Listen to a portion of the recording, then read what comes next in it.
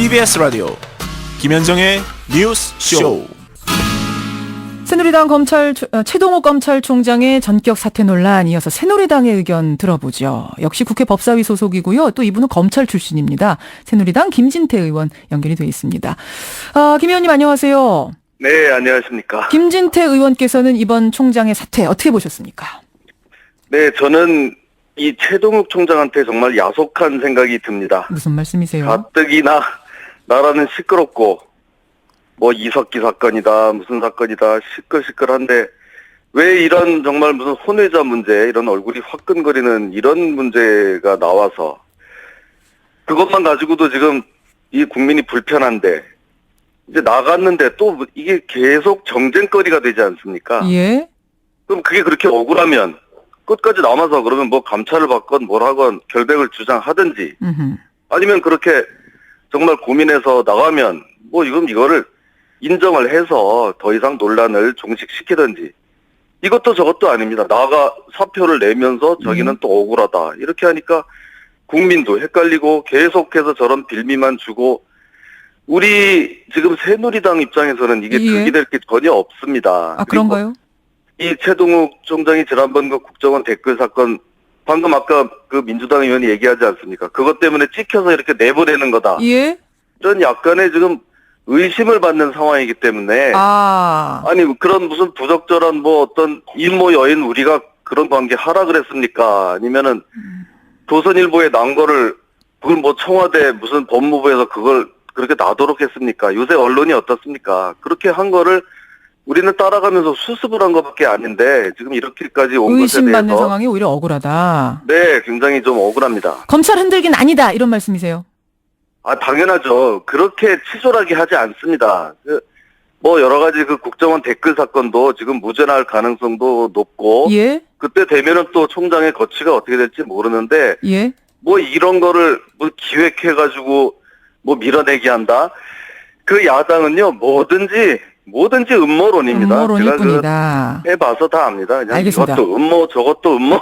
그때 그러셨어요? 근거를 가지고 좀 얘기했으면 좋겠어요. 아니 그런데 네. 지금 이제 한쪽에서는 참 찌질한 방법으로 지금 찍어내고 있다 이런 표현을 쓰셨고, 지금 우리 김진태 의원께서는 치졸한 방법, 그런 방법 쓰지 않는다 말씀하셨어요. 아주 지금 극명하게 엇갈리는데, 네. 민주당 측의 얘기는 이제 이런 얘기입니다.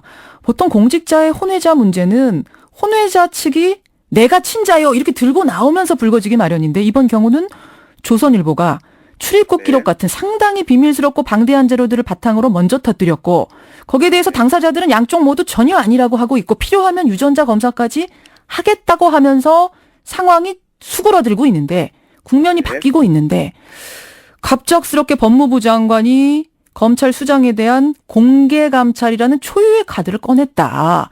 이거는 뭔가 찍어내기 위한 각본대로 움직인다는 합리적인 의심이 든다는 건데요.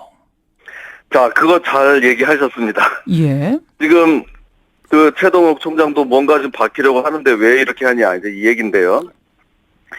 2007년에 예. 그 우리 박근혜 후보하고 이명박 후보 그 경선이 있었는데요. 기억하시죠? 그때 박근혜 후보한테 숨겨놓은 애가 있다, 이런 사건이 있었습니다. 그런 소문이요. 예. 그런 소문이 있었는데요.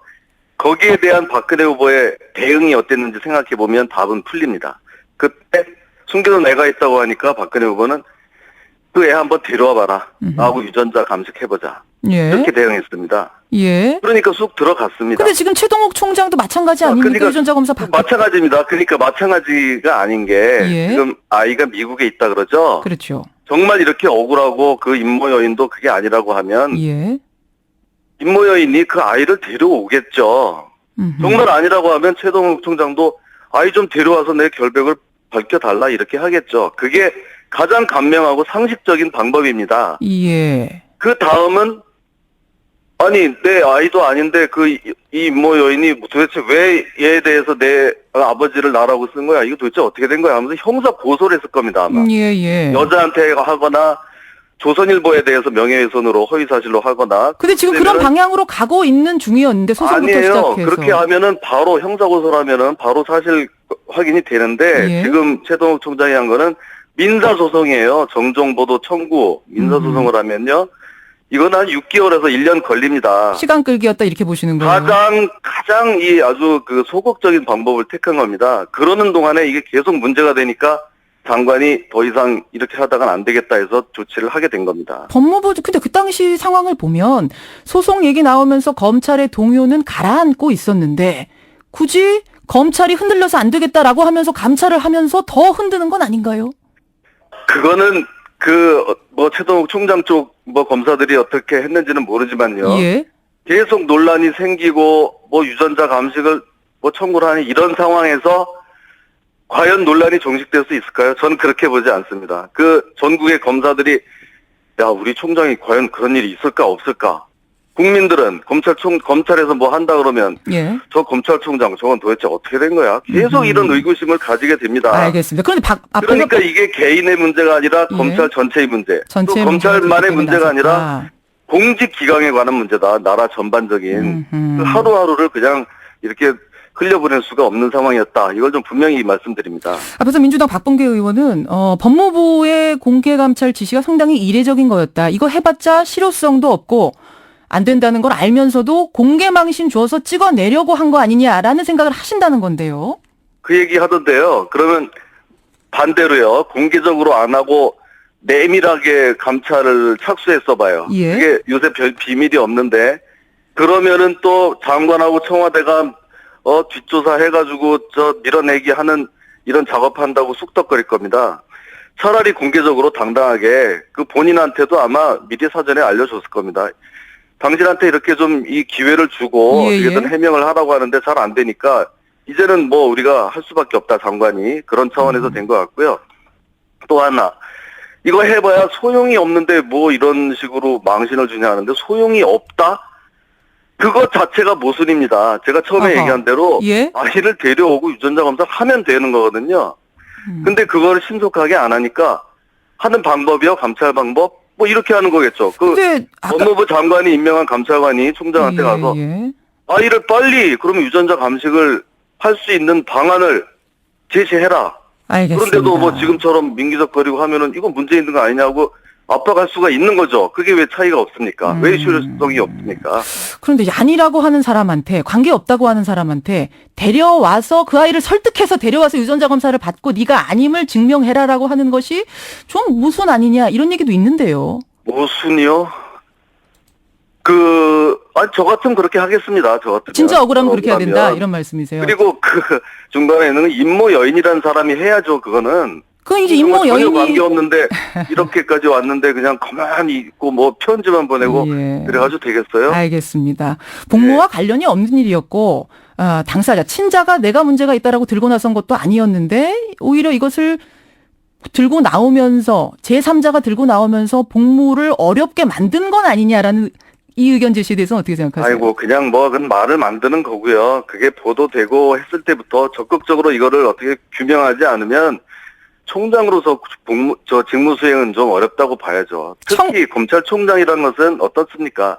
남의 그런 탓을 잘못을 집어내서 처단하는 그런 역할을 하는데 그런 어떤 큰 의혹을 가지고 직무 수행을 해나가기는 쉽지 않은 겁니다. 알겠습니다. 김진태 의원님 이건 어떻게 생각하세요? 친박 유기준 최고위원이 이런 말씀했어요. 이미 오래전부터 사퇴 종용이 있었을 것이다. 이런 말씀을 어제 하셨는데. 뭐가 있을 거다요? 사퇴. 검찰총장에 대한 사퇴 종용이 있었을 것이다. 이런 언론 보도가 나왔더라고요. 이건 어떻게 보십니까? 그거는 저는 무슨 근거로 그렇게 이야기하는지 모르겠고요. 제가 아는 법무부 장관이 그렇게 실언하실 분이 아닌데. 유기준 최고위원이 그런 말씀을 하셨습니다. 아니요. 그러니까 사퇴 종용을 단 한 번도 한 적이 없다. 기회를 줬고 해명의 기회를 줬고 그걸 제대로 안 하니까 장관이 총장에 대한 관리 감독 권한을 가지고 있는 장관이 나서서 이렇게 한 거죠. 근데 사퇴 종용 처음부터 이렇게 했다는 거는 전 수긍하기가 좀 어렵습니다. 그렇다면 일각에서 제시하는 이 최 총장 사퇴로 검찰의 국정원 대선 개입 수사 영향 받을 거고 국정원 개혁도 어려워질 거라는 이런 우려, 이건 별개라고 보십니까? 당연히 별개죠. 그냥 뭐 말만 한다고 다 그게 되는 게 아닙니다. 우리 진행자께서 그렇게 생각하신다고 생각하진 저도 않는데요. 일각에서 뭐 그런 얘기가 많이 나오는 네. 건 알고 계시죠? 예. 네, 국정원 댓글 사건 지금 공판 중인데 예. 만약에 총장이 바뀌니까 어떻게 된다? 그럼 바뀐 총장이 그 사건 재판하지 말라고 그걸 공소 취소라고 하는데요. 음흠. 그렇게 하겠습니까? 그건 아니거든요. 검찰 동일체 그건 계속 가는 거고요. 국정원 개혁. 아니 검찰총장이 사표는데 왜 국정원 개혁하고 무슨 관계가 있어요? 남의 그 국정원을 정말 그건 모욕하는 겁니다. 근데 전혀 국정원 상관이 없습니다. 개혁을 국정원 수사를 이끌던 수장이 이런 식으로 물러나면 모욕적으로 물러나면 그 밑에서 같이 일하던 사람들 검사 동일체인데 흔들리지 않겠습니까? 전혀 관계가 없습니다. 관계 없습니까? 그거는 그거고, 네, 그럴수록 아마 더 이거는 뭐 더 당당하고 아마 더 열심히 할 겁니다. 알겠습니다. 걱정 안 하셔도 됩니다. 여기까지 오늘 말씀 듣도록 하죠. 고맙습니다. 네, 고맙습니다. 새누리당 김진태 의원의 이야기까지 들으셨습니다. 여러분의 생각은 어떠신가요? 샵 1212 50원의 단문 100원의 장문 유료 문자 열어놓죠.